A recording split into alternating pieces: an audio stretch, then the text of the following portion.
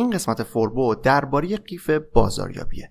بریم ببینیم چطوری میتونیم آدم‌ها رو نسبت به کسب و کارمون آگاه کنیم، اونا رو علاقه‌مند کنیم، توجهشون رو جلب کنیم، قصد خرید توشون ایجاد کنیم، در ارزیابی بهشون کمک بکنیم تا در نهایت مشتری کسب و کار ما بشن.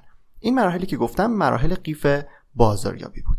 سلام، من رضا توکلی ام و مرسی که فوربو رو نگاه میکنید. توی این سری ویدیو من دارم در مورد یک سری نکات تخصصی کسب و کار با رویکرد دیجیتال مارکتینگ توضیح میدم. توی پادکست فوربو هم داستان شکل‌گیری و رشد کسب و کارها رو مرور میکنم. اگر دوست داشتید قسمت‌های فوربو رو ببینید حتما این کانال رو دنبال داشته باشید. اگر هم خواستید پادکست رو بشنوید لینکش در قسمت توضیحات هست. خب اگر شما توی اینترنت در مورد قیف بازاریابی سرچ کنید کلی مدل مختلف از این قیف براتون میاد. هر جا هم یه اسمی روش گذاشتن. من یه بار توی قسمت‌های فوربو، توی از قسمت‌های پادکست فوربو گفتم که اونقدر دنبال یه تعریف اصولی و دقیق و آکادمیک و قطعی و ثابت شده نباشید توی دنیای مارکتینگ.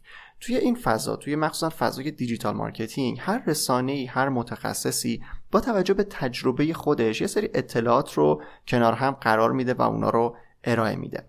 الانم اگر در مورد موضوعی که گفتم سرچ بکنید با قیف مشتری، قیف فروش، قیف خرید، قیف تبدیل و حتی مدل آیدا و کلی چیزای دیگه آشنا میشید و براتون میاد. ولی همشون توی یک چیز خلاصه میشن: تبدیل اون آدمی که اولین بار کسب و کار ما رو میبینه و باهاش مواجه میشه به مشتری کسب و کار. قیف بازاریابی یا مارکتینگ فانلی که توی این قسمت میخوام اون رو معرفی بکنم یک قیف 6 مرحله‌ایه که همه بخشایی که لازم داریم رو به صورت کامل پوشش میده. توی قسمت‌های قبلی در مورد تعریف خود مارکتینگ توضیح دادم، این که اصلا بازاریابی چیه و اگر اون قسمت رو ندیدید میتونید بهش توی دیسکریپشن یا این بالا سر بزنید و اون رو ببینید. حالا بریم ببینیم که قیف بازاریابی چیه. ویژگی ظاهری قیف چیه؟ اون دهانه بزرگ و خروجی کوچیک. توی کسب و کار هم همیشه این حالت قیف رو داریم، یعنی تعداد زیادی از آدم‌ها با کسب و کار شما آشنا میشن ولی تعداد کمی هستن که در انتها تبدیل به مشتری‌های شما میشن. این وسط یه اتفاقاتی میفته که ما میتونیم با بررسی اون نرخ تبدیل رو بالاتر ببریم. در واقع اگر با آگاهی نسبت به بخش‌های مختلف کسب و کار و تکنیکایی که میشه استفاده کرد پیش بریم، میتونیم افراد بیشتری رو توی این قیف پایین بیاریم و تبدیل به مشتریشون کنیم. قبل از اینکه اون 6 مرحله اصلی رو توضیح بدم بگم توی پرانتز که در واقع فوربو درباره دیجیتال مارکتینگ. بعد از تعریف‌های کلی در مورد خود مارکتینگ، توی قسمت قبلی، توی ویدیوی قبلی در مورد شروع کسب و کار بر بستر یک سایت اینترنتی توضیح دادم. ما الان فرض می‌کنیم که شما یک سایت اینترنتی دارید و می‌خواید برای اون بازاریابی رو توی تعریف قیف بازاریابی شروع بکنید. مرحله اول آگاهی یا اورنس هست. اولین بخش قیف ما آگاهیه، جایی که ما قراره آدم‌های مختلف رو با کسب و کارمون آشنا کنیم. توی فضای آنلاین ما مثلا یک سایت اینترنتی داریم و بازدید کننده های سایت ما کسایی هستن که توی مرحله اول قیف بازاریابی هن. این افراد چطوری وارد قیف ما میشن؟ برای جواب این سوال باید به کانال های ورودی سایتمون نگاه بکنیم. یکی از مهمترین اونا گوگله. ما از طریق موتور جستجوی گوگل میتونیم کاربرها رو نسبت به کسب و کارمون آشنا کنیم. لازمش اینه که روی سایت خودمون تولید محتوا انجام بدیم. تولید محتوای متنی مخصوصاً توی سایت یکی از بهترین کارهایی که ما میتونیم برای به دست آوردن بازدید کننده انجام بدیم. کاربرها اینطوری برای اولین بار میتونن به راحتی با کسب و کار ما آشنا بشن و وارد اولین مرحله قیف بازاریابی ما بشن. از طریق تبلیغات هم میتونیم این کار رو انجام بدیم، یعنی به یک سری سایت یا اصلا به خود گوگل پول بدیم، هزینه رو بابت تبلیغات در واقع پرداخت بکنیم که بازدید کننده هاش رو به سایت ما بفرسته. توی شبکه‌های اجتماعی هم میشه سایت رو خیلی ساده معرفی کرد و از اون طریق هم آدمای زیادی رو به سایت آورد. نکتهش اینه که همه اون کسایی که وارد سایت ما میشن قرار نیست مشتری کسب و کار ما بشن. مثل تعریف بازار هدف که توی قسمت قبلی در موردش صحبت کردم، نه همه اونا میتونن مشتری شما بشن، نه اصلا شما میتونید به همه اونا سرویس بدید. ما باید با یک چیز سعی کنیم علاقه‌مندی ایجاد بکنیم. مرحله دوم قیف بازاریابی علاقه‌مندی یا اینترست هست. ما الان مثلا با گوگل با استفاده از در واقع محتوایی که تولید کردیم تونستیم یه سری کاربر رو وارد مرحله اول قیف بازاریابیمون بکنیم. خب حالا اگر فقط اون محتوایی که نوشتیم یا اون ویدیویی که ساختیم، اون پادکستی که ساختیم رو کاربر دید و از سایت ما رفت، یعنی که از قیف بازاریابی ما فعلا خارج شده. اصلا بیایم یک قدم بیایم عقب‌تر و از عقب‌تر به قضیه نگاه بکنیم. سایت ما چرا توی گوگل اومده و چرا توی یک کلمه کلیدی خاص داره نشون داده میشه؟ چون در مورد یک موضوعی که کاربر سرچ کرده تولید محتوا کرده بودیم. خب حالا چرا اون کاربر روی سایت ما زده و توی سایت ما اومده؟ چون به اون موضوع علاقه داشته و می‌خواسته در موردش بیشتر بدونه. حالا اگر کسی که وارد سایت ما میشه سایت رو ببینه و همینطوری سایت رو در واقع ببنده و بره، یعنی نتونستیم محتوامون اون رو کاملا راضی کنیم. مرحله علاقه‌مندی وقتی ایجاد میشه که شما علاوه بر چیزی که کاربر میخواسته و اونو بهش دادید، بیاید یک سری محتوای دیگه رو هم برای اون آماده بکنید، یک سری دیتای اضافی بهش بدید.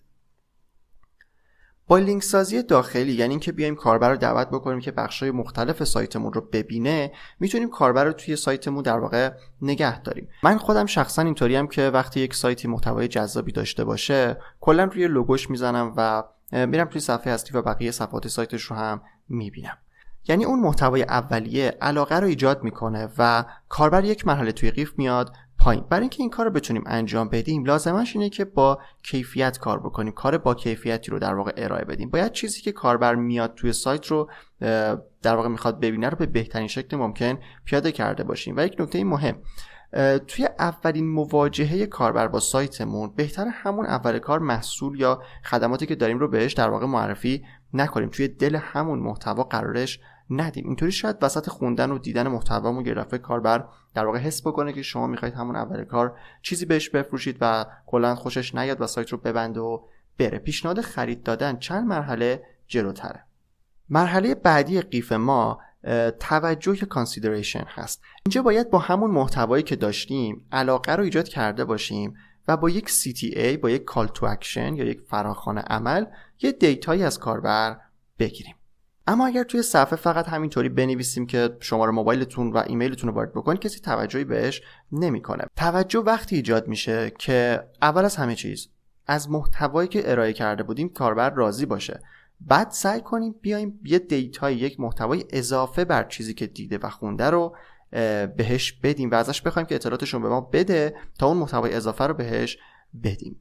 این محتوای اضافه، این خدمات اضافه توی هر کسب و کاری میتونه متفاوت باشه. توی سایت محتوای آموزشی، توی سایت در واقع محتوایی آموزشی ممکنه یک کتاب الکترونیکی مثلا PDF باشه، یه PDF رایگان باشه و این محتوا در واقع کاربرمون انجام بده. یعنی بعد از اینکه کاربر یک محتوایی رو خوند بگیم یه سری اطلاعات دیگه هم داریم که مثلا ایمیلتون رو باید وارد بکنید تا براتون بفرستیم. یه جا دیگه ممکنه خبرنامه درست کار بکنید. بگیم مثلا ما هر هفته یک سری نقد و بررسی داریم، یک سری آموزش داریم، یک سری ویدیو داریم که فقط توی خبرنامه‌مون میذاریم. اینطوری میتونید اطلاعات کاربر رو بگیرید و عضو خبرنامه‌اش بکنید. توی یک سایت فروشگاهی ممکنه بگید برای تست مثلا شماره موبایلتون رو بفرستید یا اصلا شماره موبایلتون رو بدید که مثلا بهتون مشاوره بدیم و از این جور چیزا. مهمتر از اطلاعات گرفتن، جلب توجه و ایجاد کردن کنجکاوی برای به دست آوردن دیتای بیشتره که این دیتا میتونه همون محتوا باشه، میتونه مشاوره رایگان باشه یا چیزای دیگه. توی مرحله بعدی قیف بازاریابی به قصد خرید یا اینتنت میرسیم. بعد از اینکه روی محتوای سایتمون کار کردیم، رو مخاطب رو در واقع به سایتمون آوردیم و به یک شکلی ایمیل یا شماره موبایلش رو گرفتیم، توی مرحله بعدی بازاریابیمون باید انگیزه برای استفاده از محصول ایجاد بکنیم، قصد خرید ایجاد بکنیم. محصولم که میگم باز اشاره میکنم که منظورم صرفاً یک محصول فیزیکی نیست. سایت شما محصول شماست، محتوای شما محصول شماست، سرویس و خدمات و مشاوره شما خود محصول شماست. من خودم توی فوربو این مراحل بازاریابی رو مثلا برای پادکست خودم انجام دادم. پادکست فوربو محصول من بود. یعنی توی این مرحله قصد خرید یا اینتنت من برای من این بود که حالا بیایید پادکست من رو بشنوید، بیایید پادکست فوربو رو بشنوید. پس حواستون به این باشه که وقتی میگم محصول، منظورم محصول فیزیکی صرفاً نیست. توی این مرحله شما اگر سرویس و محصولی دارید و بابتش هزینه میگیرید، میتونید اون رو با یک کد تخفیف به کاربر معرفی بکنید. یا مثلا مثل من بگید که توی فصل هفتم مثلا پادکست دارم داستان کسب و کارها رو میگم، یه چیز متفاوتیه و شما بیایید اون رو گوش بدید. در واقع به یک شکلی باید دوباره کاربری که از سایت شما رفته و یه زمانی هم گذشته رو دوباره بتونید به سایت خودتون برگردونید. کجا برگردونید؟ توی یک صفحه فرود یا لندینگ پیج، جایی که اون مرحله اصلی فروش یا پرداخت که مرحله آخر ماست باید اتفاق بیفته. مرحله یکی مونده به آخر ارزیابی یا ایوالویشن هست. این مرحله وقتیه که کاربر میاد توی اون صفحه نهایی، توی اون لندینگ پیجی که قراره ما یک اکشنی رو ازش بخوایم که انجام بده، تصمیم بگیره که خرید بکنه یا نکنه، از سرویس ما استفاده بکنه یا نکنه. همونطور که از اسم این مرحله مشخصه، اینجا کاربر قراره ارزیابی نهایی رو انجام بده، قراره تصمیم گیری بکنه. هرچی شما این فرایند تصمیم گیری رو برای کاربر راحت تر کنید، اون راحت تر میتونه به شما اطمینان کنه و اکشن اصلی، اون خرید اصلی رو بیاد انجام بده. ضمانت کردن سرویس و خدماتی که ارائه میدید یا ضمانت‌های دیگه مثلا تعویض یا مثلا پس دادن، مرجوع کردن، این چیزا و همینطور پشتیبانی میتونه از عواملی باشه که به کاربر اطمینان بده. جدا از این موارد، به صورت کلی خود اون صفحه محصول یا صفحه لندینگ نهایی باید طوری طراحی شده باشه که اطلاعات کامل در مورد محصول و خدمات رو داده باشه. یعنی کاربر واسش سوال ایجاد نشه که بعد از خرید چه اتفاقی میفته. برای این کار هم میتونید توی همون صفحه میتونید یه بخش سوالات متداول داشته باشید و سوالای احتمالی رو بهش جواب بدید. کاری کنید که تصمیم گیری برای کاربری که توی مرحله تا اینجا اومده پایین رو راحت کرده باشید. همه اطلاعات محصول و خدمات رو باید معرفی کرده باشید. اگر میتونید به صورت ویدیویی در موردش صحبت بکنید و توی صفحه بذارید. اگر از قبل مشتری داشتید و نظرشون رو به شکل متنی یا صوتی گرفتید یا حتی ویدیو ازشون گرفتید، اونا رو توی صفحه بذارید. با این کارها هم میتونید در واقع اون فرایند تصمیم گیری و ارزیابی رو برای کاربر راحت تر انجام بدید و کار رو تموم کنید. مرحله آخر پرچیس هست. مرحله آخر در واقع خرید یا پرچیس هست که انتهای قیف ماست. توی مرحله دیگه لازم نیست کاری بکنید و تازه وارد یک سری مراحل جدیدی میشید که چطوری بیاید این کاربر رو حفظ بکنید و تبدیلش بکنید به مشتری تکرار خرید، مشتری وفادار، مشتری در واقع طرفدار و چیزهای دیگه‌ای که در مورد انواع مشتری در واقع باید وارد بحث انواع مشتری بشیم که توی قسمت‌های بعدی در موردش توضیح میدم. مرسی که این قسمت فوربو رو هم تا اینجا دیدید. توی این قسمت در مورد یک سری نکات تخصصی دیگه مثل تولید محتوا، مثل SEO، CTA، لندینگ پیج و چیزهای دیگه هم توضیح دادم که کاملشون باشه برای قسمت‌های بعدی. پس حتما کانال فوربو رو دنبال داشته باشید.